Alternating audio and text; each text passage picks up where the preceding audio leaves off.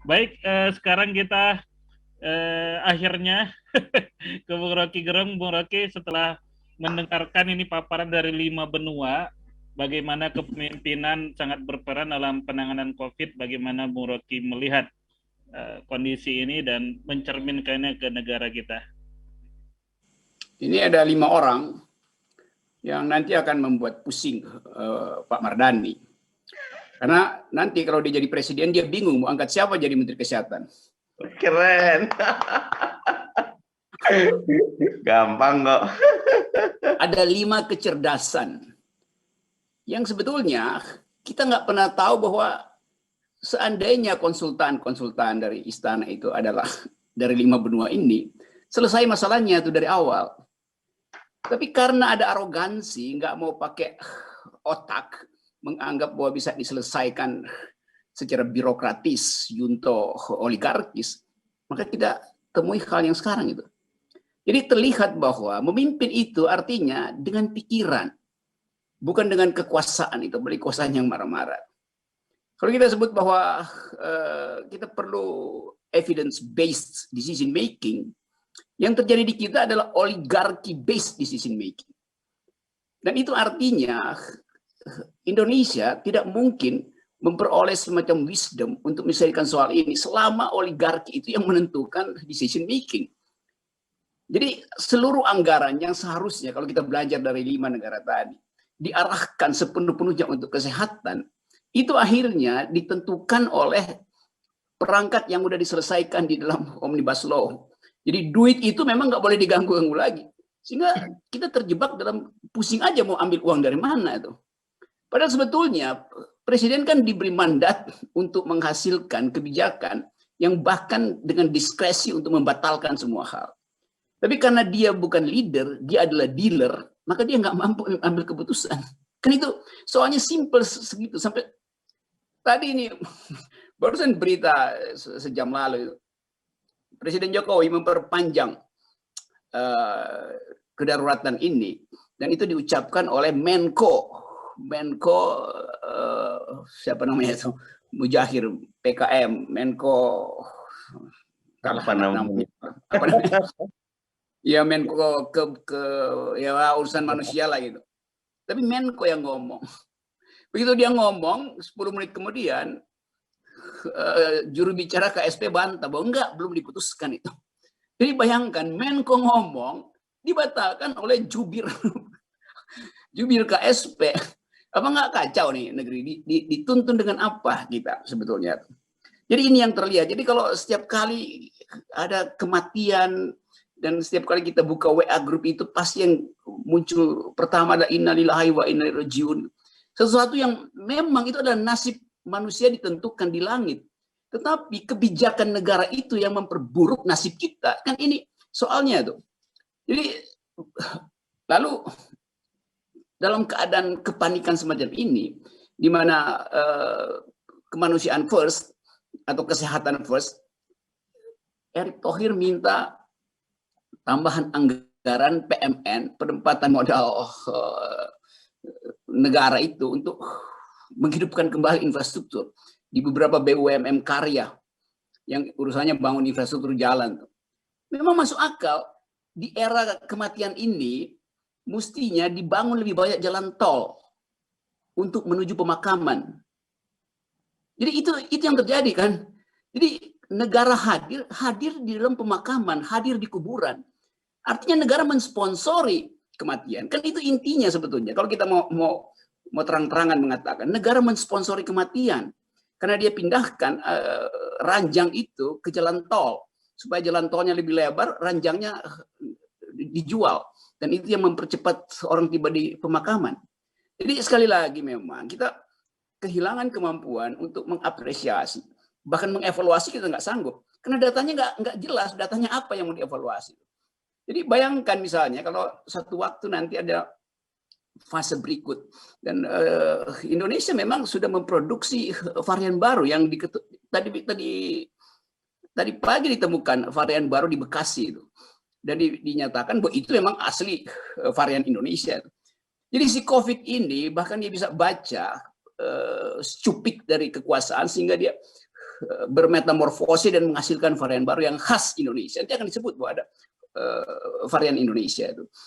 Dari di Eijkman, lembaga penelitian Eijkman mengumumkan itu ada varian Indonesia. Nah, kita ada sekarang di dalam kecemasan. Mau berlanjut apa enggak keadaan ini? Dan pemerintah nggak bisa putuskan. Jadi keadaan kita disebabkan oleh kegagalan pemerintah untuk mengambil langkah konstitusional yang diwajibkan oleh undang-undang itu. Nah, yang terjadi adalah pemerintah main-main dengan istilah, kan itu intinya kan, PPKM segala macam, makro mikro segala macam, semua itu adalah upaya untuk menghindar dari kewajiban undang-undang. Undang-undang cuma bilang karantina. Jadi cuma satu perintah undang-undang, bukan PPM makro, dan mengatakan ini sama aja. Kan kita dengar dari pemerintah, sama aja kan, kalau disebut darurat itu juga ya itu seperti lockdown juga. Nah kalau sama kenapa nggak pakai hal yang diresmikan oleh undang-undang, yaitu karantina. Jadi terlihat bahwa ini pemerintah yang kikir, dan udah kikir arogan pula kan, karena marah-marahin publik tuh. Yang nggak percaya kita kendalikan, nanti saya bawa datanya ke depan mukamu tuh. Itu kata Pak Luhut. Dan akhirnya dia bilang kemarin, ya memang nggak terkendalikan Delta itu. Jadi ketika dia nggak mampu untuk membuktikan, maka dia buktikan buat dirinya sendiri, maka datanya dia taruh aja di bukunya sendiri juga. Jadi sebetulnya ini poin saya adalah kita gembira bahwa jumlah otak kita itu lebih dari cukup untuk menghasilkan sound decision itu, kebijakan yang masuk akal itu. Nah sayang sekali pemerintah nggak punya akses, dan pemerintah pasti malu untuk minta akses dari Mardani untuk mempertemukan webinar semacam ini nih. Tapi itu yang kita sebut sebagai brain drain sebetulnya, itu perginya orang-orang cerdas karena dihalangi untuk beroposisi itu. Padahal kalau orang cerdas beroposisi ini selesai masalahnya tuh. Karena nggak ada oposisi dalam kebijakan kesehatan, maka pemerintah sok-sok tahu tuh, arogan dengan upaya untuk macam-macam tuh. Karena itu aspek politik atau aspek demokrasi memang mesti hadir di dalam pembuatan kebijakan, apalagi di masa darurat. Tapi justru sebaliknya, pemerintah mengambil keuntungan untuk memperkuat pengendalian politik melalui pandemi era ini. Tapi itu akhirnya gagal tuh. Di Halmahera, mak-mak turun ke jalan, bawa dagangannya, dan dilemparkan ke depan kantor bupati tuh sebagai tanda protes itu. Mahasiswa terus melakukan aktivitas.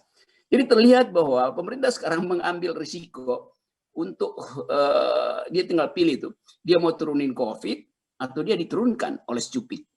Jadi begini-beginian sebetulnya yang jadi paradoks, dan kita belajar bahwa kehidupan ini hanya bisa dituntun dengan pikiran itu. Bahwa batin kita diganggu, kita berdoa. Tapi dalam kebijakan kita membutuhkan pikiran tuh. Jadi kombinasi antara pikiran dan harapan, kehidupan rohani dan kemampuan kita untuk mengambil keputusan rasional, itu yang akan menghasilkan leader di masa depan. Jadi dari sekarang sebetulnya kita tahu kita nggak perlu lagi kampanye pemilu, karena pandemi ini sudah menguji standar leadership. Itu perlu ada otak dan perlu ada integritas tuh. Jadi itu kira-kira, dan ya guys, dulu Jokowi disebut oleh majalah Time sebagai a new hope, sekarang sebagai a no hope gitu.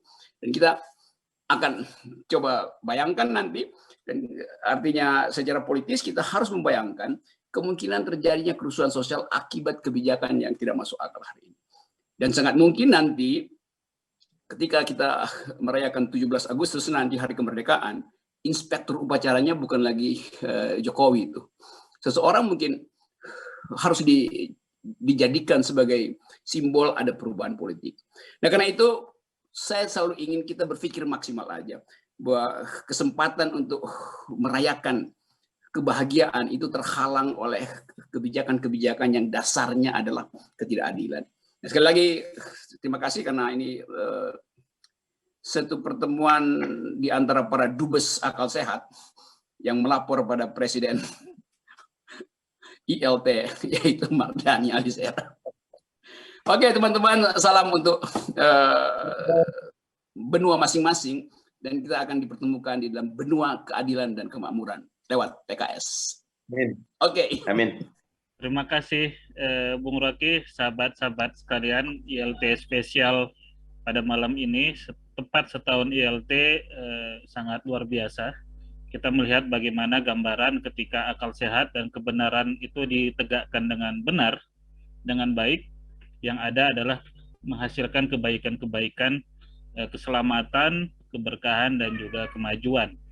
Sahabat-sahabat sekalian, ketika pemerintah menyatakan dalam beberapa statementnya kritik-kritik itu dibantah gitu ya, dan dianggap hanya sekedar ngomong dan menyerang pemerintah belaka, tapi dalam forum ini kita menyaksikan bahwa konten-konten kritik dan masukan yang selama ini disuarakan oleh para tokoh masyarakat, para akademisi cendekiawan kita, itu ternyata ketika dijalankan dengan baik oleh para pemimpin di negara lain dan terbukti bahwa COVID bisa diatasi.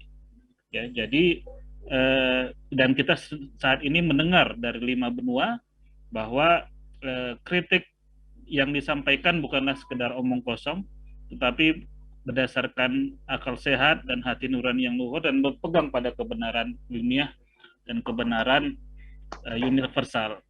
Nah, kita harapkan pemerintah juga mau menjalankan dan mendengar dan menjalankan kebenaran ilmiah ini. Baik, sahabat-sahabat sekalian, sebelum closing ideas, closing statement, saya mengucapkan terima kasih kepada seluruh pemirsa yang tetap setia di 5 benua dan juga para rekan-rekan media dan wartawan yang terus meliput dan memberitakan acara ILT ini.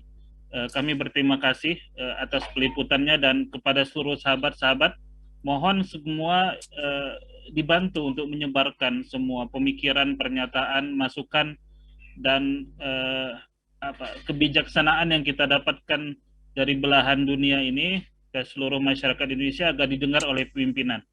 Dan terbukti sebenarnya ketika masyarakat bersuara terus, pimpinan mudah-mudahan mau mendengarkannya dan merubah kebijakannya menjadi kebijakan yang lebih berorientasi kepada akal sehat dan kebenaran.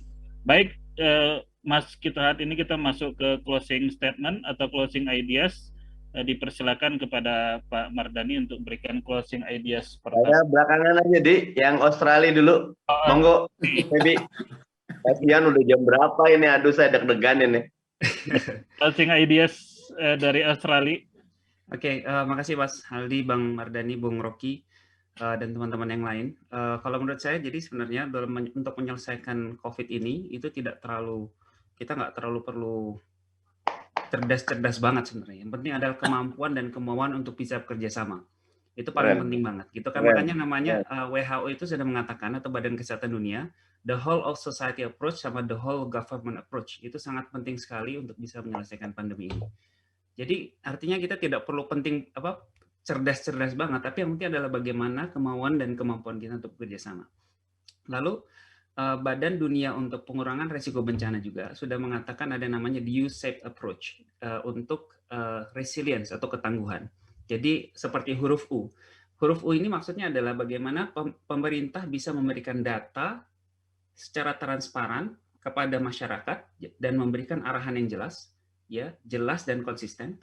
Lalu seperti U gitu kan, di bawahnya adalah bagaimana masyarakat bisa saling membantu masyarakat yang lain, dan bagaimana masyarakat juga bisa memberikan kritikan dan feedback. Itu penting banget, karena kalau dia hanya sifatnya top down, lalu tidak ada kesempatan untuk masyarakat memberikan kritikan.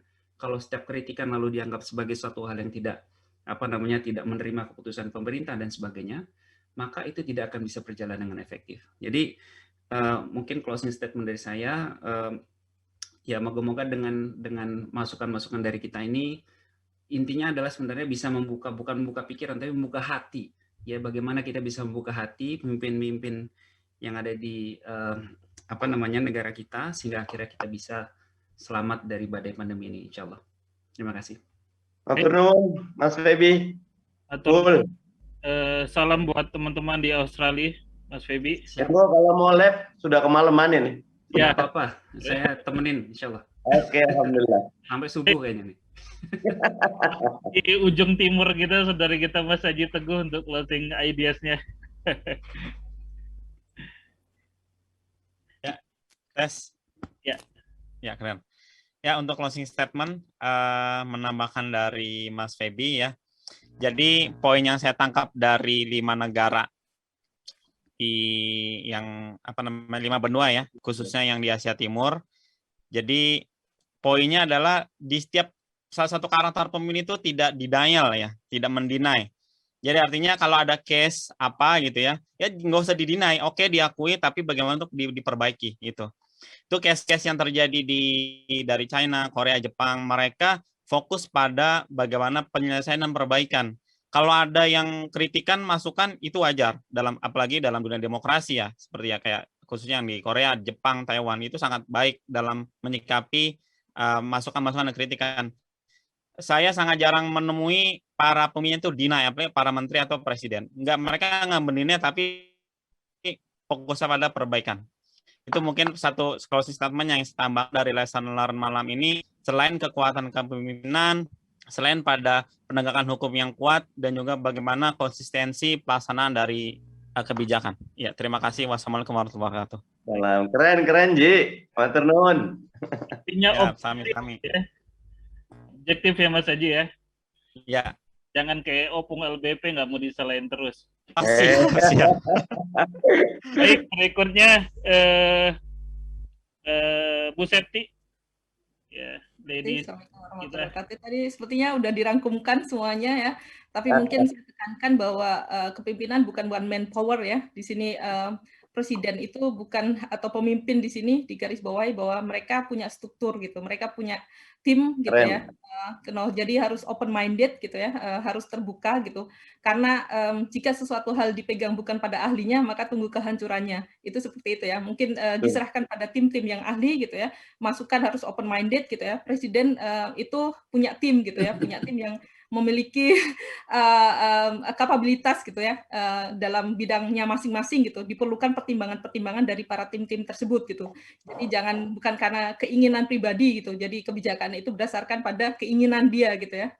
Tetapi didasarkan pada keputusan bersama gitu ya. Kebijakan yang didasarkan pada riset data-data dan apa yang masukan-masukan yang ada dari timnya gitu ya. Juga dari oposisi juga tidak tertutup ya, Merkel juga sangat terbuka gitu buat oposisi sendiri, walaupun di Jerman itu terlihat sangat keras kalau diskusi ya, tetapi mereka untuk perbaikan gitu. Jadi ketika ada kritik adalah kritik yang membangun gitu, dan bekerja sama bagaimana membangun Jerman, bukan kebalikannya, kemudian oposisi itu ditiadakan atau dilengserkan atau digencat ya kalau di sebelah, atau dibully bersama-sama, bukan seperti itu, tetapi mencoba untuk bersama-sama membangun Jerman gitu. Karena tanpa kritik kita tidak akan bisa refleksi diri gitu, apa yang salah gitu, karena melihat diri itu perlu cermin gitu ya. Jadi itu yang saya lihat dari Merkel saat ini gitu ya, hingga kepemimpinannya yang terakhir gitu. Jadi mungkin itu penting sekali juga. Kesehatan itu sangat penting karena itu investasi, itu bukan hanya untuk diri kita tetapi untuk generasi selanjutnya gitu, karena tanpa sistem kesehatan yang stabil gitu maka itu akan mengorbankan generasi muda selanjutnya gitu. Itu mungkin ya.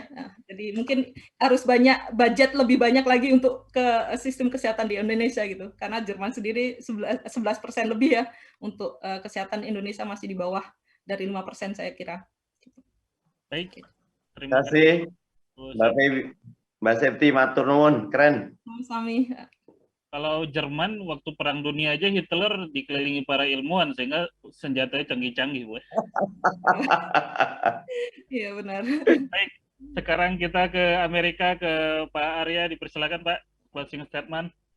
Ya, saya pikir yang saya tidak pernah dengar dari pemimpin-pemimpin yang di Amerika ini adalah mereka menimpakan kesalahan atau mempersalahkan masyarakat dalam krisis ya. Jadi masyarakat memang punya tanggung jawab untuk melawan hoax atau tidak, atau untuk mengikuti prokes secara benar gitu ya. Tapi pemerintah sebenarnya punya tanggung jawab juga di situ untuk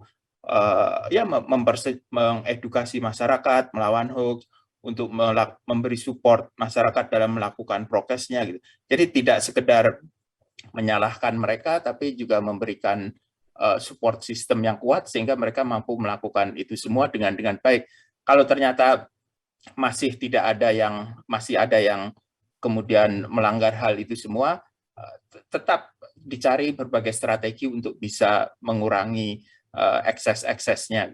Nah, jadi yang harus ada itu sebenarnya semacam keteladanan gitu dari leaders terhadap yang dipimpinnya.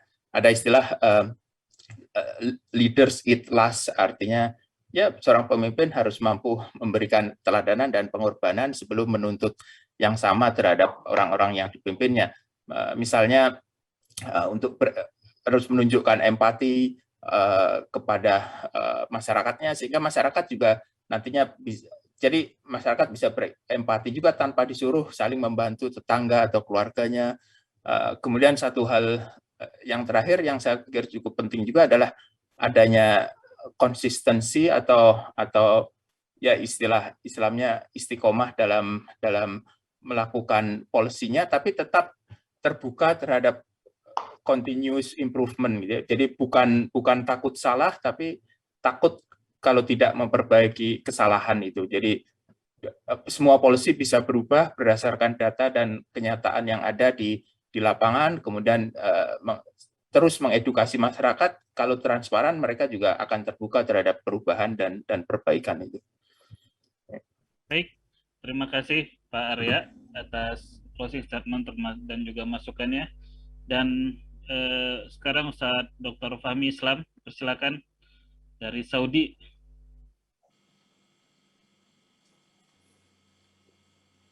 Di unmute dulu, Ustaz. Ya, ya, Masya Allah tadi sudah banyak quote yang manfaat, tinggal sisanya jadi mungkin saya tinggal tambahkan pentingnya keberpihakan. Jadi jangan nggak jelas kita sebenarnya berpihak kemana sih. Ini rakyat jangan dikorbankan. Jadi harus untuk rakyat gitu, dan jangan kebijakan itu untuk kepentingan pribadi, untuk ego pribadi, apalagi untuk kepentingan asing. Nah, itu problem tuh. Jadi kan jelas sebetulnya kepentingan rakyat itu apa, jelas. Tinggal buat kebijakan bagaimana sesuai dengan kepentingan rakyat, itu aja. Kan tidak rumit-rumit amat gitu. Cuma karena banyak maunya ya macam-macam lah kemauannya, ada mau pribadi masing-masing, ingin menjatuhkan lawan, macam-macam gitu. Jadi logikanya jadi nggak lurus gitu. Itu pertama. Kedua, kalau untuk khusus di sekitar sini ya, daerah Timur Tengah gitu, itu banyak juga local wisdom, dan mungkin Indonesia juga banyak local wisdom yang bisa dimanfaatkan. Jadi memang banyak, kalau dari segi kebijakan banyak mirip-mirip lah, lockdown, vaksin, dan seterusnya gitu. Tapi yang bisa mempercepat itu memanfaatkan local wisdom, terutama tentang obat-obatan, tentang bagaimana meningkatkan imunitas, tingkat kesehatan, pola hidup. Nah, itu local wisdom banyak yang sangat berpengaruh ya, kalau saya lihat di budaya kesehatan negara-negara Afrika banyak yang cukup baik ya, cara hidup mereka, ya mungkin ya fisik mereka juga ya karena pola hidupnya yang lebih alami gitu ya. Apalagi kalau negara Afrika itu nggak ada junk food mungkin ya sama sekali gitu, fisiknya. Terus tiap hari juga nggak tinggal di ruang ber-AC, tinggal di udara terbuka mungkin seperti itu. Kalau di negara seperti Mesir, seperti Irak, itu dokter-dokter sana itu kritis. Jadi tidak menerima apa adanya dari keluarga. Sejak awal pandemi itu mereka sudah banyak prediksi yang benar. Mereka katakan ini tidak akan terlalu membahayakan daerah Afrika dan negara-negara Arab karena cuacanya panas. Terus fisik ini juga perlu diuji ya. Ada seorang dokter yang mengatakan orang yang punya golongan darah O itu cenderung fisiknya lebih bagus, dan orang Arab itu 80% golongan darahnya O. Itu Allah alam tuh, itu mungkin perlu riset lagi, tapi itu pendapat seorang dokter gitu. Itu juga bisa juga. Mungkin kalau yang punya golongan darah O bisa sedikit berbahagia ya, bisa lebih harapannya lebih baik gitu. Itu contoh aja. Terus banyak hal lain yang saya dapatkan lah dari dokter-dokter yang menggabungkan antara kedokteran modern dengan local wisdom yang sangat banyak ya, yang cukup panjang perlu menceritakan. Ya kira-kira itulah yang bisa kita. Ya terima kasih. Terima kasih Ustaz Fahmi. Dr. Fahmi. Dan sekarang Bung Rocky, closing ideas. Saya golongan darah bukan O sih. Jadi rentan. Tapi di istana itu banyak yang golongan darah O. Om Dok.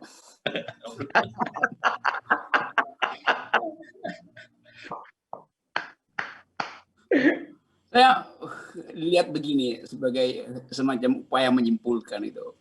Kita dengar success stories. Disebut aja success stories dari laporan atau analisis teman-teman di 5 benua itu. Nah, kalau itu kita jadikan parameter sebagai ukuran awal, maka kita bisa hitung bahwa negara ini akan gagal kalau pakai parameter yang diterangkan oleh teman-teman itu.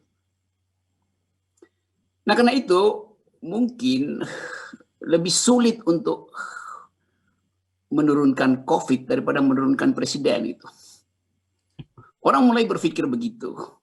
Karena pada akhirnya kalau intinya adalah kepemimpinan, kalau gagal ya harus dipercepat perubahan kepemimpinan itu kan.